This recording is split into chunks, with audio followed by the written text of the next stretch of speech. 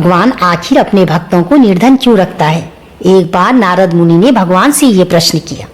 इस पर भगवान मुस्कुराए और कहा, नारद मुनि मेरे साथ चलो। ये कहकर वो नारद मुनि को धरती पर ले आए। वहां पर एक भिखारी का भेष बना लिया और एक सेठ के घर में जाकर दरवाजा खटखटाया। सेठ ने दरवाजा खोला तो उन्होंने कुछ खाने के लिए मांगा। इस पर सेठ बड़ी तेजी से गुस्सा आया और बोला, तुम्हारे भगवान ने हाथ पैर दिए हैं, कुछ कमाकर खा लो, मेहनत कर लो, यहाँ से निकल जाओ। अब नारद जी को बहुत क्रोध आया। उन्होंने भगवान से कहा, हे भगवान, आप इसे निर्धन होने का अभिशाप दे दो। पर भगवान ने उसे और अधिक अमीर होने का वरदान दे दिया। थोड़ी देर में और आगे चल पड़े।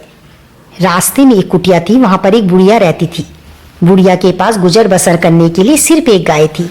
अब भगवान वहां बाहर से फिर आवाज लगाने लगे कि कुछ खाने को मिलेगा।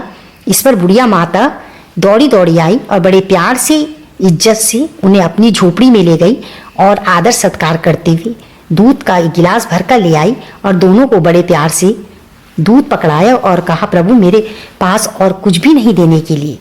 इस पर नारद मुनि ने कहा, हे भगवान, जो आपके भक्त हैं वो इतने निर्धन हैं, इस बुढ़िया को आप अमीर होने का वरदान दे दो।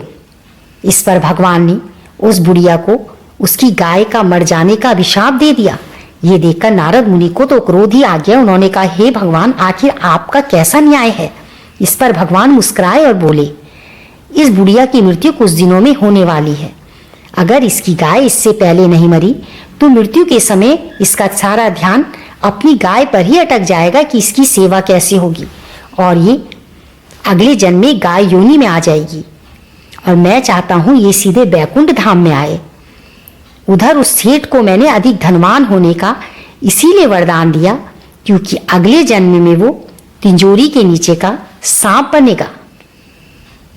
कहते हैं जिस चीज में हमारा मोह ज्यादा अटका रहता है, अगले जन्म में हम उसी योनि में जन्म लेते हैं।